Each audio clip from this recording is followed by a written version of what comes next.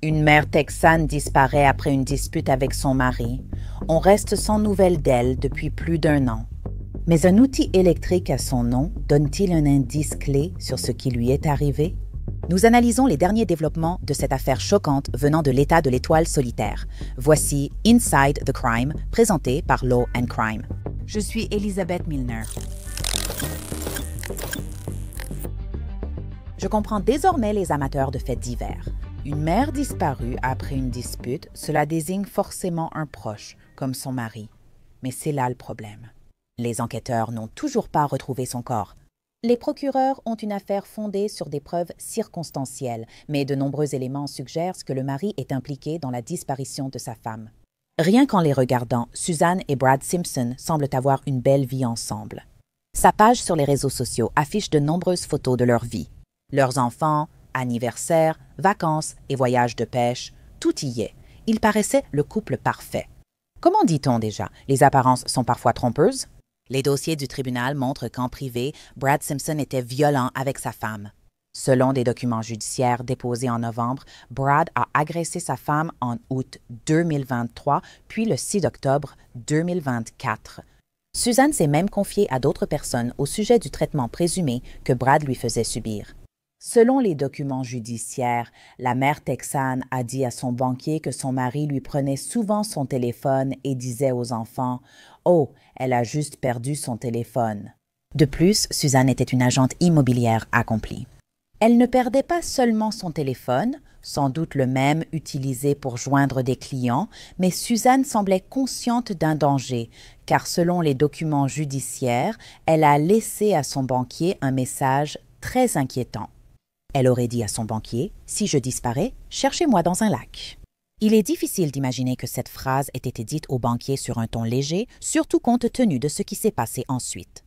La police signale ainsi 2 cas de violence physique dans ses documents judiciaires de novembre 2024. Il est important de noter qu'après l'un de ces incidents, on n'a plus jamais entendu parler d'elle. Revenons donc au 6 octobre 2024. Brad et Suzanne étaient à une fête au club Argyle à Alamo Heights. Alamo Heights se trouve à seulement quelques kilomètres de San Antonio, au Texas, et disons simplement qu'Alamo Heights est plutôt chic. Alors, il y a beaucoup d'argent dans cette communauté, donc Brad, Suzanne et leur fille de 5 ans ont assisté à cette fête chic, mais des témoins disent qu'il y avait de la tension même pendant la fête. Selon la police, des témoins ont déclaré que Brad et Suzanne se sont disputés lors de la fête, puis Suzanne est partie avec leur fille. Elles sont parties vers 20h30 le 6 octobre. D'après les documents du tribunal, la vidéosurveillance montre Suzanne et sa fille visitant une épicerie 10 minutes plus tard. Vers 21h15, Suzanne aurait appelé son amie pour dire qu'elle passerait chez elle. La vidéo de surveillance confirme, selon la police, que la voiture de Suzanne a été vue chez son amie à 21h25 ce soir-là. Sur le chemin du retour, selon le tribunal, Suzanne a appelé sa mère pour dire que Brad l'avait agressée ce soir-là et qu'elle avait mal. Elle aurait dit à sa mère que Brad lui avait fait mal au bras, au dos et même au cou. Rappelez-vous quand j'ai dit que Brad aurait contrôlé Suzanne en prenant son téléphone? Selon les enquêteurs, ce soir-là, le service de téléphonie mobile de Suzanne a été suspendu à peu près au même moment. La police dit que la suspension a été faite à la demande de l'abonné et la police ne pense pas que, lorsqu'ils disent abonné, ils voulaient dire Suzanne. Les détectives croient que Brad a demandé la déconnexion du téléphone de Suzanne alors qu'il avait dit à la police que sa femme l'avait perdu chez HEB. À 22h22 ce soir-là, Suzanne était de retour à la maison. La famille a dit aux détectives que c'était la dernière localisation vue sur l'application Localiser mes amis. Au même moment, un voisin a déclaré à la police avoir vu Brad et Suzanne se disputer bruyamment.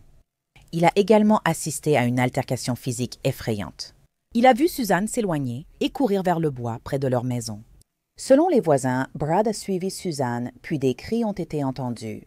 Le voisin n'a pas dit avoir revu Suzanne, mais il a vu Brad partir avec son camion puis revenir plus tard dans la nuit. Les détectives disent qu'au moment où Brad était apparemment parti avec son camion, il a intentionnellement allumé et éteint son téléphone à plusieurs reprises, ce qui signifie que le téléphone ne collectait pas de données et la police pense qu'il faisait cela pour éviter d'être repéré. Les images de vidéosurveillance du lendemain ne montrent aucune trace de Suzanne. À la place, on voit Brad déposer leur fille à l'école. Mais dans le coffre de son camion, il y a des objets apparemment suspects, comme des sacs poubelles blancs avec des liens rouges et une grande glacière. Après, Brad a été vu au Whataburger avec ses objets dans son coffre, 3 sacs poubelles blancs, une grande poubelle grise renforcée, une glacière et un gros objet emballé dans une bâche bleue, lesté par un support à bois de chauffage en métal argenté. Cet objet encombrant pourrait-il être Suzanne? Eh bien, la police n'a pas pu le confirmer, mais Brad aurait aussi fait des achats suspects. Il serait allé chez Home Depot, payer en espèces et acheter du ciment, un seau, 32 sacs poubelles renforcés, un spray Clorox et un répulsif insecte. C'est suspect, oui, mais est-ce que cela équivaut à un meurtre? En plus, Brad a sans doute aggravé la situation en demandant à un inconnu où était la décharge la plus proche. Cette personne a indiqué à Brad la décharge des déchets solides du comté de Kendall. Arrivé sur place, la police affirme que Brad allumait et éteignait sans cesse son téléphone pour brouiller les pistes. Une vidéo de surveillance le montre faisant le plein de son camion en station-service.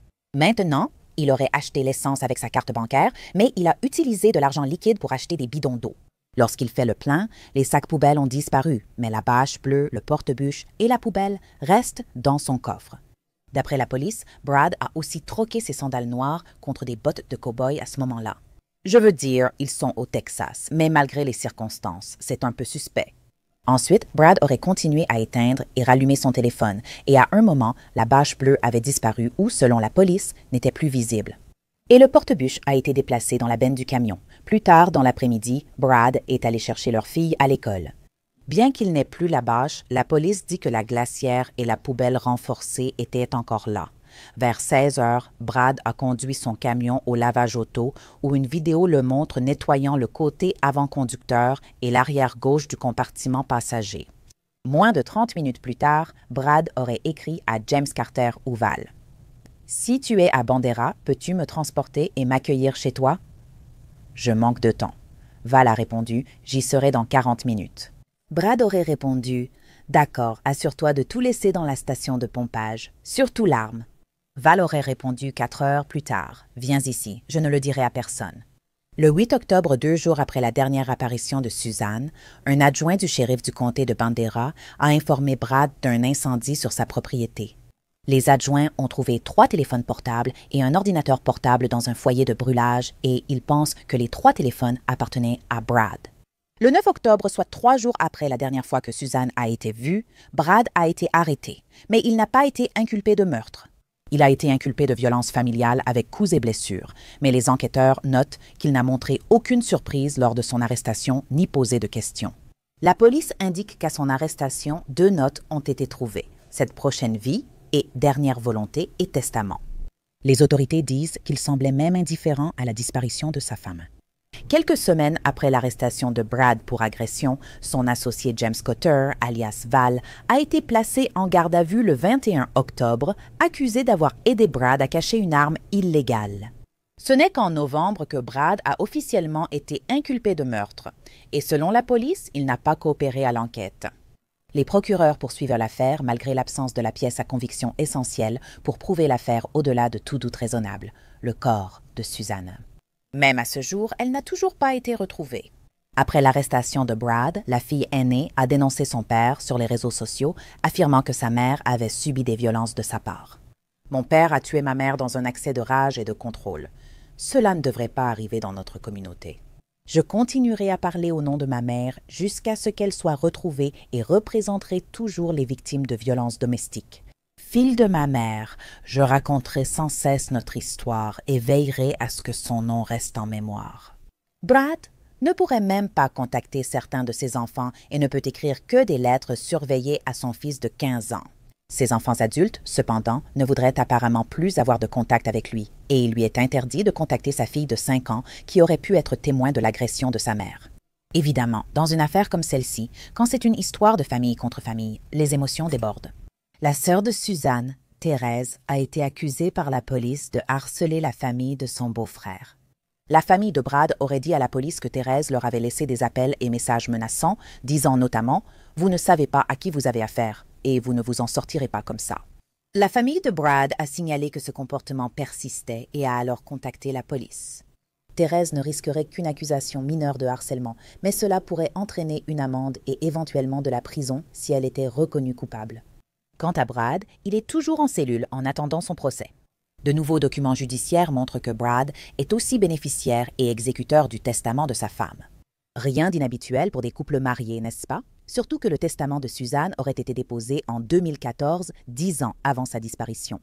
D'après Fox San Antonio, la loi texane interdit à une personne condamnée pour meurtre intentionnel d'hériter de la victime, même si elle figure dans son testament. Si Brad était reconnu coupable, il perdrait tout droit sur la succession de Suzanne et ne pourrait pas être exécuteur de son testament. La famille de Suzanne continue de garder espoir d'obtenir enfin les réponses qu'elle attend depuis des mois. La famille a créé un fonds commémoratif en hommage à Suzanne, fille, épouse, mère et agente immobilière aimante, disparue le 6 octobre 2024. Ses amis retiennent son humour, sa passion pour la maternité, son acharnement au travail et sa capacité à relativiser les déceptions. Ce fonds honore une vie marquée par la grâce et la dignité. Il célébrera sa vie et fera rayonner sa lumière à travers l'impact sur la communauté. Beaucoup de zones d'ombre subsistent dans cette affaire, notamment sur l'emplacement du corps de Suzanne. Je suis rejointe par le détective retraité, Dr. Ken Long. Merci beaucoup d'être là aujourd'hui. Dr. Lane, cela fait plus d'1 an que Suzanne a disparu. Son mari devrait bientôt être jugé pour son meurtre. Mais pensez-vous qu'il y a une chance que les enquêteurs puissent éventuellement retrouver son corps? En tant qu'enquêteur à la recherche du corps, il nous arrive parfois de ne retrouver que des parties ou des morceaux de celui-ci. Les affaires où il n'y a pas de corps à présenter pour montrer le type de blessure subie, ainsi que la cause et les circonstances du décès, deviennent difficiles aussi bien pour l'enquêteur que pour le procureur lorsqu'il s'agit de remplir les exigences de la poursuite au-delà de tout doute raisonnable devant un tribunal.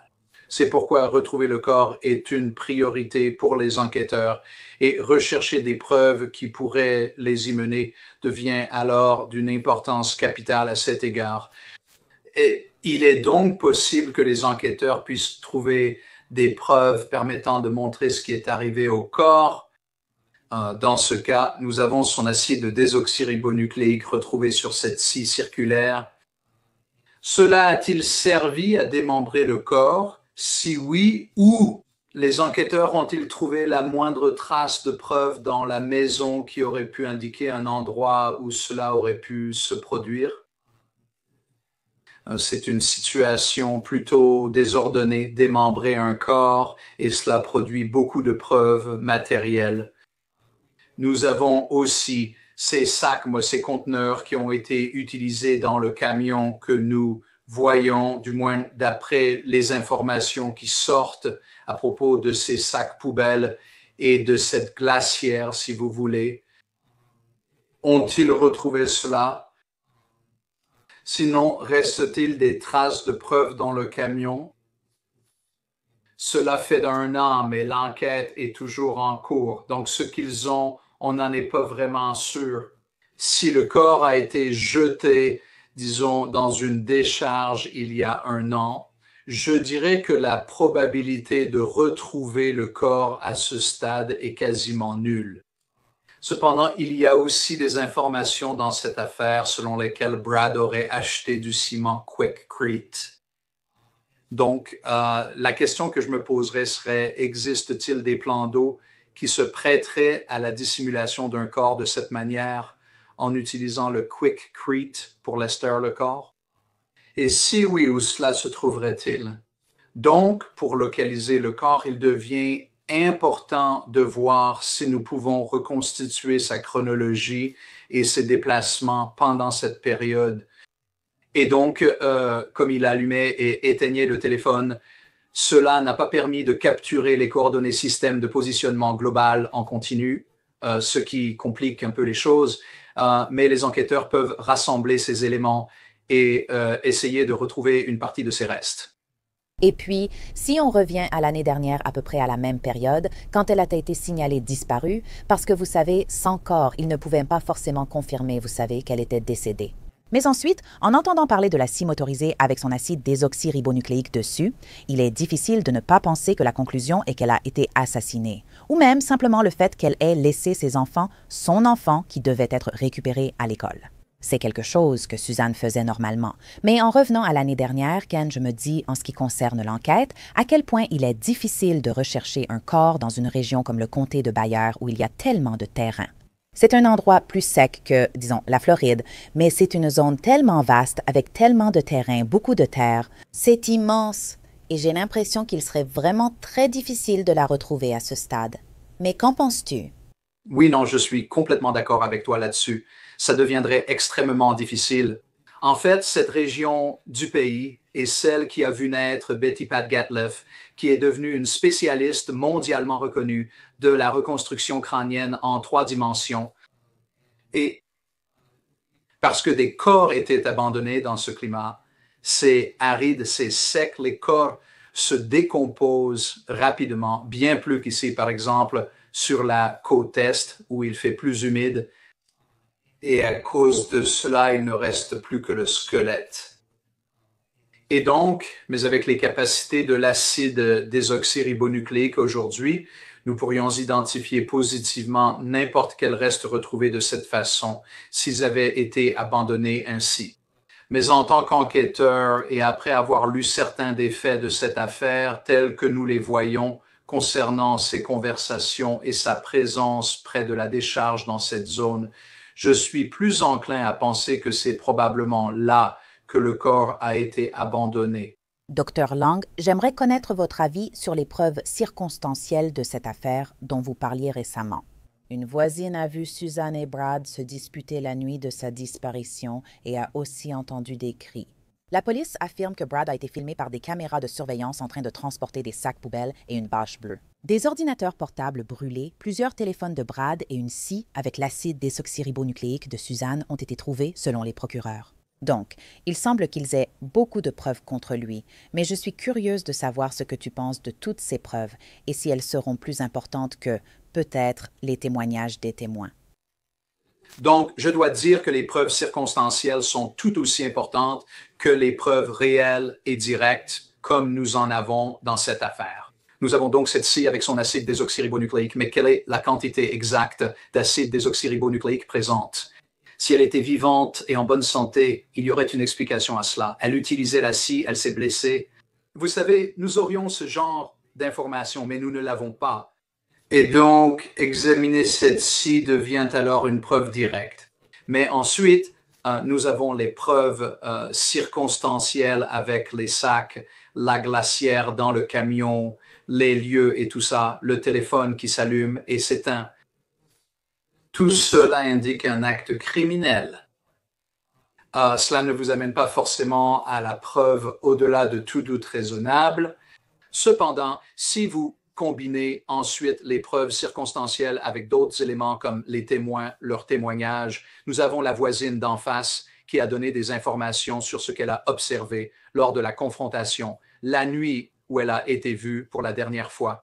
Donc, nous avons ces autres circonstances où elle a contacté et parlé à différentes personnes sur le fait que Brad lui confisquait son téléphone dans ces situations.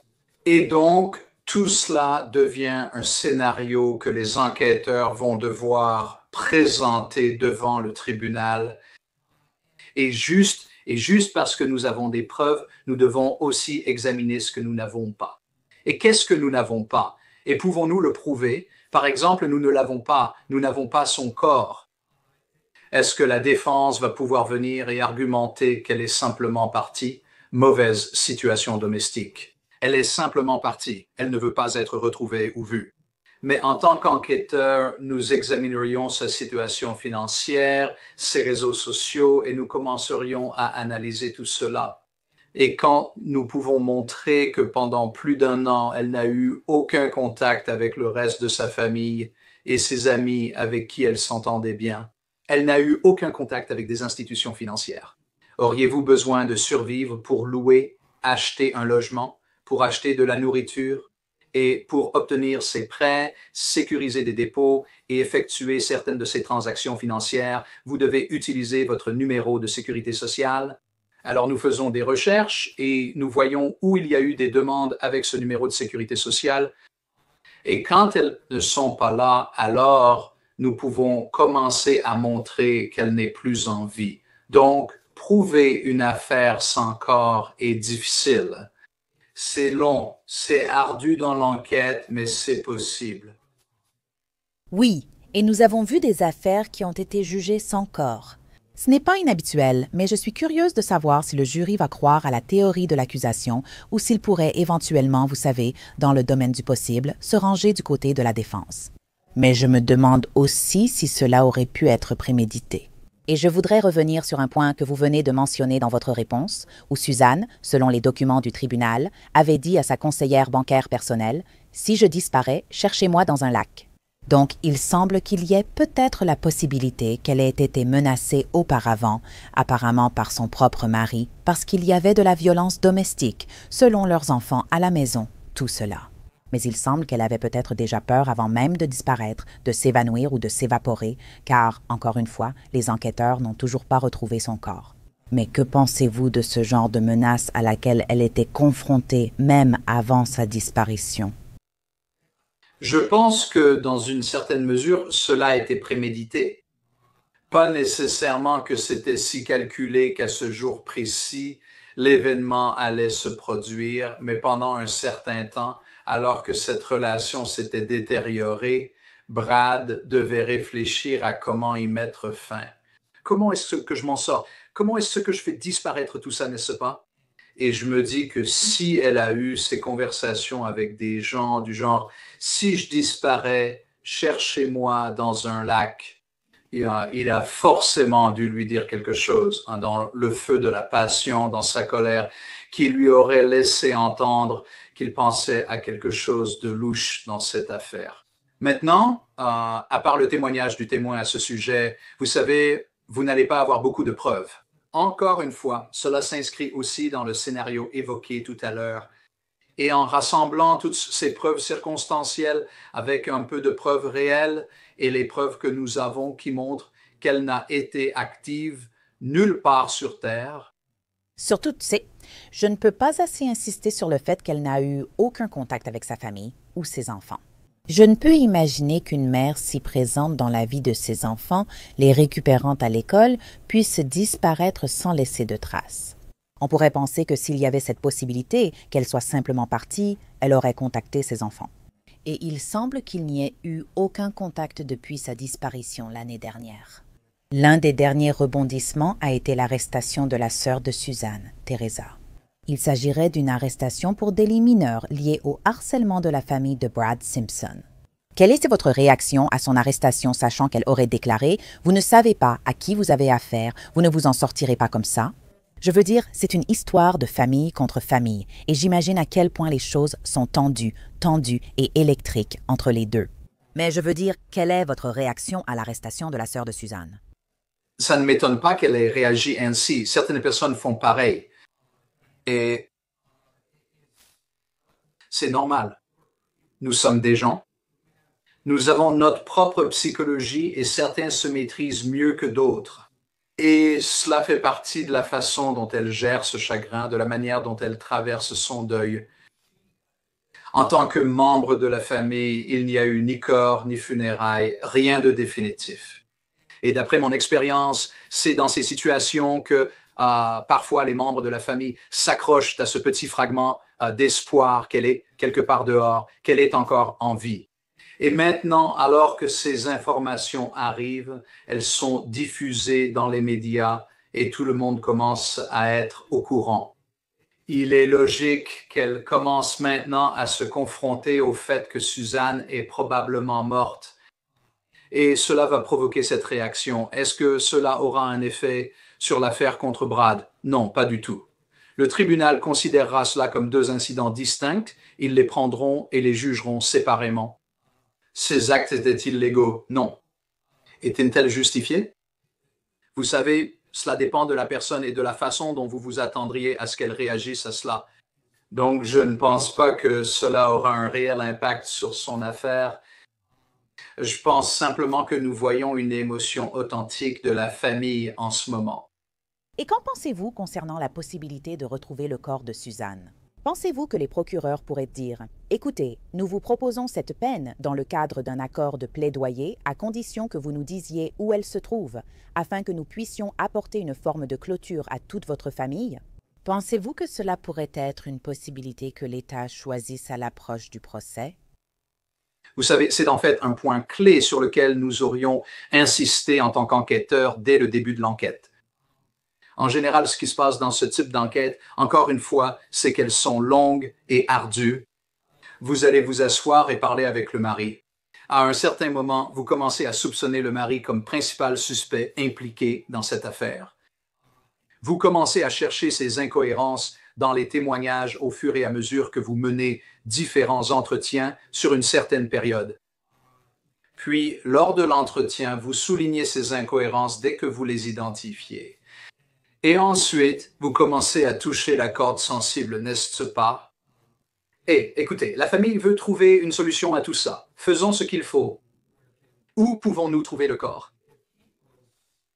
S'il était simplement catégorique et ne disait rien à ce sujet dans cette pièce et qu'il ne veut pas aller dans cette direction, je ne le vois pas faire cela à ce stade, même dans le cadre d'une défense ou pour réduire sa peine par un accord de plaidoyer. Je pense que lui et probablement la défense se disent, et c'est vrai que l'accusation a une tâche assez difficile à accomplir pour prouver le meurtre dans les degrés dont il est accusé, au-delà de tout doute raisonnable et avec une certitude morale devant un tribunal, quand on n'a pas le corps, qu'on n'a que des preuves circonstancielles, et la défense va attaquer chaque élément de ces preuves circonstancielles d'une manière qui, il l'espère, fera naître un doute raisonnable. Ce sera leur argument. Et donc, je pense que lui et la défense seront plus enclins à ne rien dire, à ne pas accepter d'accord de plaidoyer et à tenter leur chance devant le tribunal. Nous verrons comment cela évolue. Merci beaucoup, Dr. Ken Long, pour votre temps et vos éclaircissements. J'apprécie vraiment votre disponibilité aujourd'hui. Oui, bien sûr. Merci de m'avoir invité. Les dossiers en ligne montrent que Brad Simpson est toujours détenu avec une caution de 3 millions de dollars. Son procès doit débuter en février 2026. James Carter, alias Val, a été libéré sous caution et attend toujours son procès pour les accusations contre lui. C'est tout pour cet épisode. Regardez d'autres épisodes sur la chaîne YouTube Law and Crime. Pour l'instant, je suis Elizabeth Milner et c'était Inside the Crime.